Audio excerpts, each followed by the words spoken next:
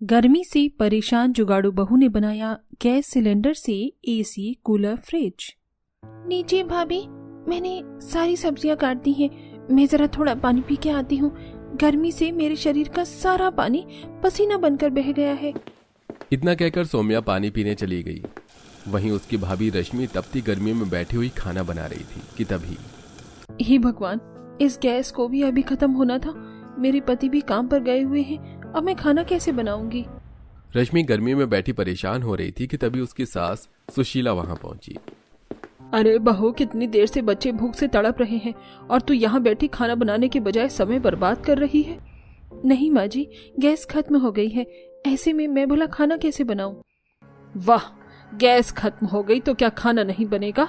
हाँ, क्या खाना सिर्फ गैस चूल्हे पर ही बनता है? घर में मिट्टी का चूल्हा किस लिए है? रश्मि की सास बहुत सख्त थी, इसलिए उसे उसकी सारी बातें माननी पड़ती। रश्मि शहर की पढ़ी लिखी लड़की थी, लेकिन उसकी शादी एक गांव में गरीब के बेटे राघव से हो गई। उसे इस बात से कोई एतराज नहीं था, लेकिन समय के साथ साथ उसकी दिक्कतें बढ़ती जा रही थी। गर्मी से पूरा घर गैस पर रखे तवे की तरह तप रहा था और वहीं रश्मि चूल्हे पर बैठी खाना बना रही थी।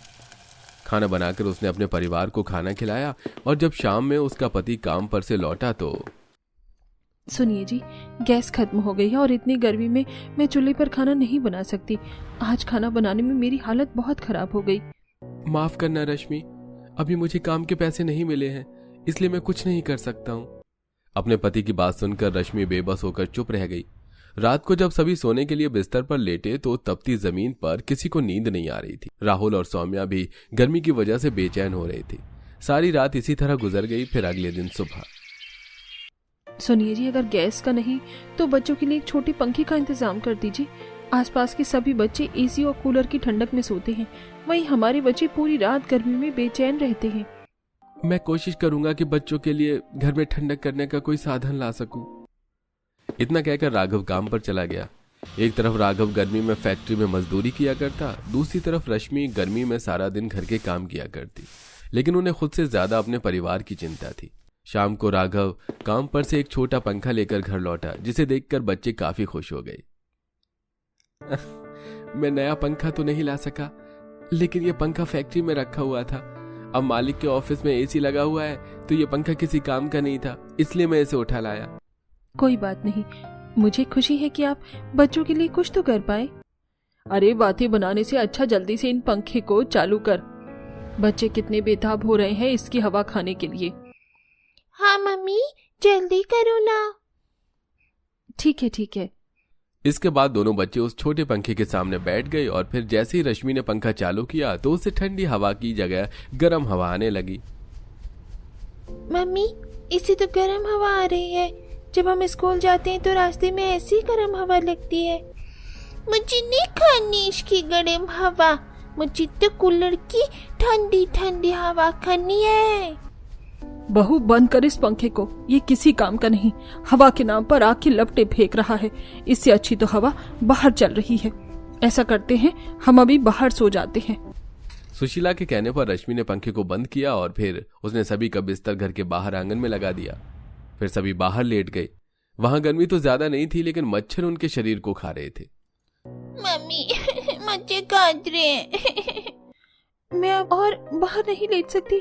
मच्छरों ने मेरे पूरे शरीर पर ददोड़ी बना डाली। यहाँ सोने से कोई फायदा नहीं है, मैं अंदर जा रही हूँ। बुआ, मैं भी आपके साथ चलती हूँ। सोनिया अपने भतीजे भतीजी को लेकर वापस घर में चली गई।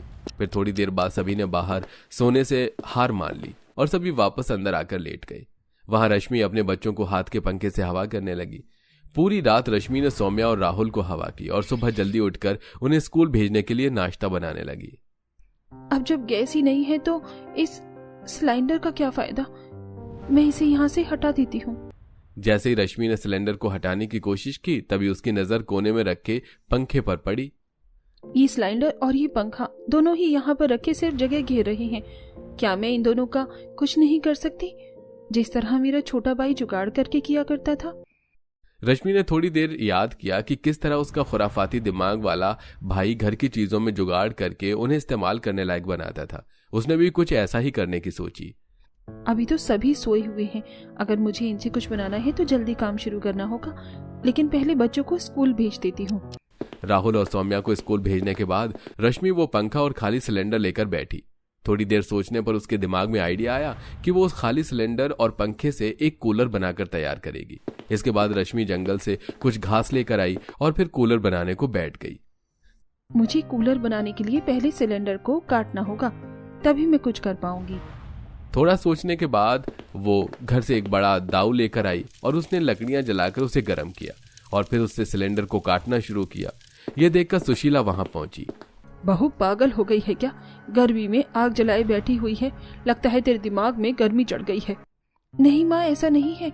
अब जब ये सिलेंडर और पंखा किसी काम के नहीं तो मैं इनसे कूलर बनाने की कोशिश कर रही हूँ। हे भगवान, गर्मी में तेरा दिमाग खराब हो गया है, इसलिए तू पागलों जैसी बातें कर रही है। मेरी बात मान और ऐसा कर, इसे छोड़कर तू खाना बना ले।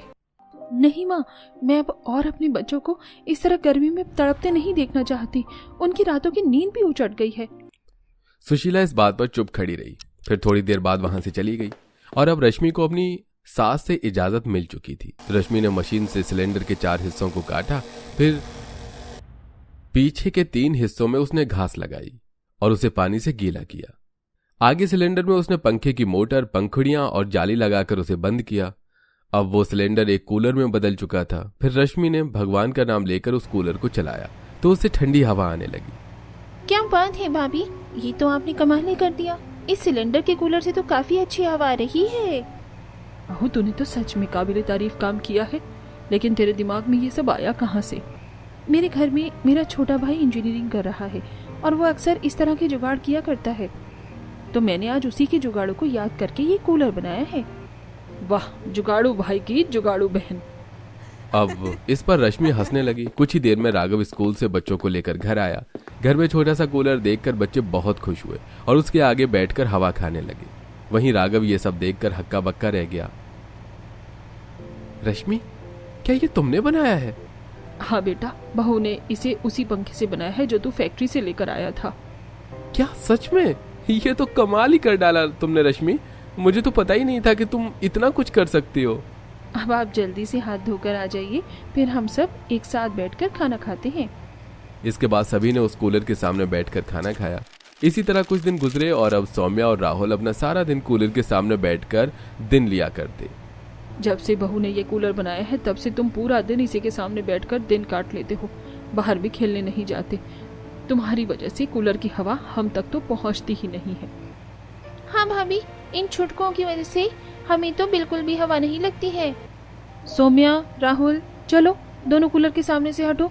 दादी और बुआ को हवा नहीं लग रही है। लेकिन मम्मी, कूलर के सामने से हटते हम दोनों की कमर पर सुई चुभने लगती है। मम्मी, दीदी सही कह रही है। बच्चों के ऐसा कहने पर रश्मि ने उनकी कमर चेक की तो उसने देखा कि उन्हें काफी घमौरियां हो गई थी। रश्मि ने दोनों बच्चों के नीम के पत्तों को पीसकर उसका लेप बनाकर दोनों बच्चों के लगाया।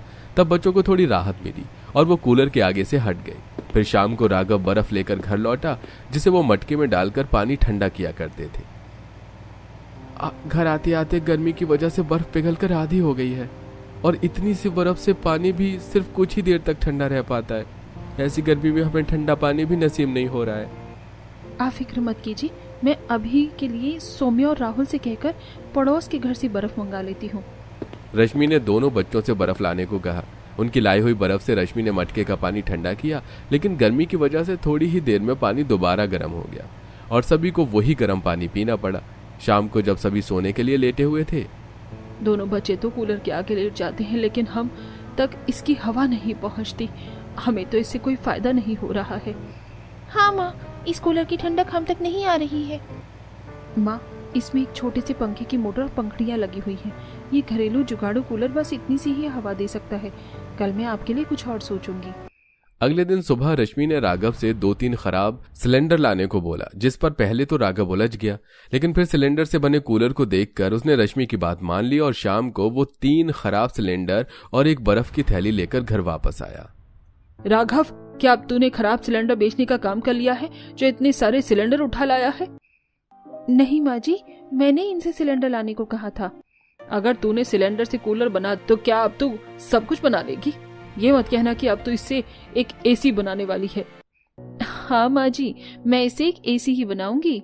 हे भगवान, मेरी बहू को बुद्धि देना, मैं तो चलती हूँ। इतना कहकर सुशीला सोनिया को लेकर बाहर नदी किनारे टहलने चली गई, जहाँ ठंडी ठंडी हवा चल रही थी। आहा, कितनी अच्छी हवा चल रही है यहाँ पर। इसके आगे तो एसी कूलर भी फेल है। सोनिया और सुशीला आराम से नदी किनारे बैठकर हवा खा रही थीं। वहीं दूसरी तरफ सुनिए जी, छत पर कुछ बोरियां पड़ी हैं। घर ठंडा करने के लिए मैंने उन्हें भिगोकर छत पर डाला है, लेकिन तेज धूप की वजह से कुछ देर में वो सूख जाती हैं। आप मुझे छत से कुछ बोरियां ला दीजिए। रश्मि की बात मानकर राघव छत से बोरियां उतारकर रश्मि को लाकर दे दी। लेकिन रश्मि, तुम इनसे करोगी क्या? आप ये दीवारों पर बनी 2 खिड़कियां देख रही हैं? इनसे घर में धूप आती है, इसीलिए हमने इन्हें तिरपाल से ढक दिया और इसी वजह से घर में अब हवा का आना भी बंद हो गया है। तो क्या अब तुम इन खिड़कियों से कुछ बनाओगी? अगर ऐसा है तो मैं भी तुम्हारी मदद करूंगा। इससे तो मेरा काम काफी जल्दी हो जाएगा। दोनों बच्चे कूलर की हवा में आराम से सो रहे हैं, हम अपना काम शुरू कर लेते हैं। फिर दोनों ने मिलकर 2 सिलेंडर के ऊपर नीचे के हिस्सों को काटा और पीछे में उसमें एक बड़ा सा हॉल बनाया। लेकिन रश्मि, हम सिलेंडर को आगे से भी तो काट सकते थे ना? नहीं, अगर हम सिलेंडर को आगे से काटेंगे तो घर में धूप आने लगेगी, इसीलिए मैंने सिलेंडर के दोनों ऊपर नीचे के बंद हिस्सों को काटा है। वाह रश्मि, तुम तो इंजीनियर तुम्हें होना चाहिए था। सच में तुम आज आराम से किसी बड़े एसी वाले घर में बैठी हुई होती। लेकिन मैं अभी तो यही हूँ ना, और मुझे ये सब सोचने से बेहतर अपने परिवार के बारे में सोचना चाहिए। रश्मि की बातों पर राघव को काफी गर्व महसूस हुआ और फिर दोनों सिलेंडर का एसी बनाने में लग गए। इसके लिए उन्होंने पहले बोरियों को गीला करके उन्हें खिड़कियों पर लगाया और फिर उसके ऊपर से कटे हुए सिलेंडर को लगाया। बोरी गीली होने की वजह से सिलेंडर के दोनों कटे हिस्सों से ठंडी हवा आने लगी। कुछ ही देर में सुशीला और सोनिया भी घर पहुंच गईं। सोनिया, सिर्फ मुझे ही ऐसा लग रहा है या फिर घर सच में ठंडा हो रहा है? हाँ माँ, घर सच में काफी ठंडा लग रहा है। कहीं ये भाभी का ही तो कोई जुगाड़ नहीं? इतना कहकर सोनिया और सुशीला के घर में सब तरफ देखने पर उनकी नजर घर की डेकरों पर लगे 2 सिलेंडर से बने एसी पर पड़ी। अरे बहू, क्या तूने सच में सिलेंडर के एसी बना डाले? हाँ माँ जी, आप टहलने गई हुई थी तो इतनी देर में राघव जी और मैंने सिलेंडर के एसी बना दिए। वाह भाभी, आप तो सोच से भी परे काम करती हो। हाँ बहू, लगता है तू तो सिलेंडर से ही सब कुछ बना डालेगी। अब जरा एक गिलास पानी पिला दे, इतनी दूर से चलकर आ रहे हैं, गला सूख गया। हाँ माँ जी, अभी लेकर आती हूँ। रश्मि ऐसे ही उन दोनों के पानी लेने गई तो उसने देखा कि वो मटके में बर्फ डालना भूल गई थी, जिससे सारी बर्फ रखी हुई पिघल गई, जिससे मजबूरी में अब उसे उन दोनों के लिए गर्मी में गर्म पानी ही ले जाना पड़ा। यह क्या बहू, ये पानी इतना गर्म क्यों है? क्या तूने इसमें बर्फ नहीं डाली? माफ करना माँ जी, एसी बनाने के चक्कर में मैं मटके में बर्फ डालना भूल गई थी। सत्यानाश, एक काम को किया तो दूसरा बिगाड़ दिया। अब हमें गर्म पानी ही पीना होगा। अरे माँ, ऐसा क्यों बोल रही है? कितनी मेहनत से तो भाभी ने हमारे लिए ये एसी बनाए हैं। ऐसे में अगर उनसे छोटी सी गलती हो गई तो क्या हुआ? इन एसी की वजह से घर में कितनी ठंडक भी तो हो गई है ना। तू मुझे मत सिखा, मैं तेरी माँ हूँ, तू मेरी माँ नहीं, समझी? सुशीला को इतने गुस्से में देखकर रश्मि और सोनिया डर गईं और आगे कुछ नहीं बोली। थोड़ी देर बाद जब सभी खाना खाने बैठे और रश्मि खाना लेकर आई तो हे भगवान, ये कैसा खाना बनाया है तूने बहू? ये तो खराब हो गया है। क्या हुआ माँ जी, क्या खाने में कोई खराबी है? हाँ माँ, मुझे तो इस खाने से बदबू आ रही है। हाँ रश्मि, खाने से अजीब सी बदबू आ रही है। इस पर रश्मि ने सारे खाने को सूंघ कर चेक किया। आप सभी मुझे माफ कर दीजिए, लगता है आज का खाना खराब हो गया है। ये लो, बिल्कुल सोने पे सुहागा वाला काम किया है तूने बहू। ना तो घर में पीने के लिए ढंग का पानी है और ना ही खाना। और तू सोनिया, बड़ी हिमायती बन रही थी अपनी भाभी की, अब देख ले क्या गोल खिलाए हैं तेरी भाभी ने। माँ, भला इसमें रश्मि की क्या गलती है? खाना तो गर्मी की वजह से खराब हुआ है। जैसे जैसे दिन गुजर रहे हैं गर्मी बढ़ती जा रही है, जिसकी वजह से खाना भी अब खराब होने लगा है। सफाइयाँ देना बंद कर और अब ये बता कि इसका इलाज क्या है। इस पर सभी थोड़ी देर के लिए चुप हो गए। फिर रश्मि बोली, माँ जी, अभी मैं आप सभी के लिए दूसरा ताज़ा खाना बना देती हूँ और कल से इसका कोई ना कोई हल निकाल लूंगी। ये कहकर रश्मि ने दोबारा सभी के लिए खाना बनाया और फिर सभी खाना खाकर सो गए। घर में लगे 2 सिलेंडर एसी की वजह से घर में काफी ठंडक हो गई, जिससे सभी को चैन की नींद आ गई। अगली सुबह रश्मि को एक नई चुनौती सामने खड़ी थी। मुझे किसी भी तरह पानी को ठंडा और खाने को खराब होने से बचाना होगा। बाहर जाकर देखती हूँ अगर मुझे कुछ मिल जाए। रश्मि अपने दोनों बच्चों को स्कूल भेजकर बाहर कुछ ढूंढने के लिए निकल गई, जिससे वो घर में ठंडे होने का इंतजाम कर सके और साथ में खाने को भी खराब होने से बचा सके। चलते चलते रश्मि एक इलेक्ट्रॉनिक शोरूम के पास पहुंची, जहां पर उसने देखा कि गर्मी की सहूलियत का सारा सामान जैसे एसी, कूलर, फ्रिज, इंडक्शन और भी कई सारी चीजें थी। ये मौसम तो सिर्फ अमीरों के लिए ही अच्छे हैं, हम गरीबों को तो हर मौसम के साथ अलग अलग परेशानियों का सामना करना पड़ता है। रश्मि सोच ही रही थी कि तभी वहां कुछ आदमी फ्रिज के डिब्बे और थर्माकोल फेंक कर चले गए। रश्मि ने देखा कि थर्माकोल काफी साफ सुथरी थी और धूप में सफेद सफेद चमक रही थी। तभी उसे ध्यान आया कि किसी भी डिब्बे से थर्माकोल लगाकर रखने से बर्फ नहीं पिघलती। रश्मि ने जल्दी से वहां से थर्माकोल को इकट्ठा किया और उन्हें लेकर घर आ गई।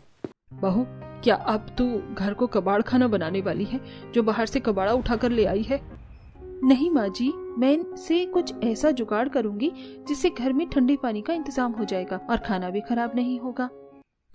सुशीला को कुछ भी समझ में नहीं आया। वो चुपचाप देखने लगी कि अब उसकी बहू क्या जुगाड़ करने वाली है। रश्मि ने राघव के लाए 2 सिलेंडर लिए और फिर एक सिलेंडर को आधा काट कर उसमें थर्माकोल लगाया और दूसरे को उसने उसके ऊपर से काटा और उसमें भी थर्माकोल लगाकर फिर थर्माकोल लगाकर उसने ऊपर से कटे सिलेंडर में नीचे की तरफ एक सुराख किया, जिसमें उसने एक छोटी सी टंकी लगा दी। बस अब मुझे सिर्फ बर्फ चाहिए, फिर मेरा सिलेंडर का वाटर कूलर और सिलेंडर का फ्रिज पूरी तरह से कामयाब हो जाएगा। सुशीला और सोनिया खड़ी हुई सिर्फ एक दूसरे के मुंह को देख रही थीं। शाम को राघव रश्मि के कहने पर ढेर सारी बर्फ लेकर आया। रश्मि ने उस बर्फ को आधे कटे सिलेंडर में थर्माकोल के ऊपर बिछा दिया और उस पर उसने खाने के बर्तनों को रखकर उसे ऊपर से ढांका, जिससे अब खाना गर्मी में खराब होने से बच गया। वहीं दूसरे सिलेंडर में उसने पानी भरकर उसमें बर्फ डाली और उसे भी ऊपर से ढक दिया। अंदर लगे थर्माकोल की वजह से पानी काफी देर तक ठंडा रहा और नीचे लगाई टंकी से आसानी से उससे पानी लिया जा सकता था। वाह बहू, तेरी वजह से आज हमें गर्मी में ठंडा पानी पीना नसीब हुआ है, वो भी इतनी आसानी से। हाँ रश्मि, माँ सही कह रही है। तुम्हारी वजह से बिना खर्चे के आज हमारे घर में गर्मी की सारी सहूलियत का सामान मौजूद है। मुझे समझ नहीं आता कि मैं तुम्हारा शुक्रिया कैसे अदा करूं। मुझे बहुत खुशी है कि मैं आप सभी के लिए इतना सब कुछ कर पाई। इससे ज्यादा मुझे और कुछ नहीं चाहिए। इसके बाद कोई भी पड़ोसी उनके घर आता तो बहू के सिलेंडर के जुगाड़ को देखकर काफी हैरान होता और तारीफ किया करता। अब रश्मि के ससुराल वाले सुकून की गर्मियां काट रहे थे और बहू इसी तरह सिलेंडर से और भी घरेलू सामान जैसे अलमारी और सजावट के सामान बनाया करती और उन्हें मार्केट में ले जाकर बेचा करती, जिससे उनके पास कुछ पैसे घर चलाने के लिए प्राप्त हो जाते थे।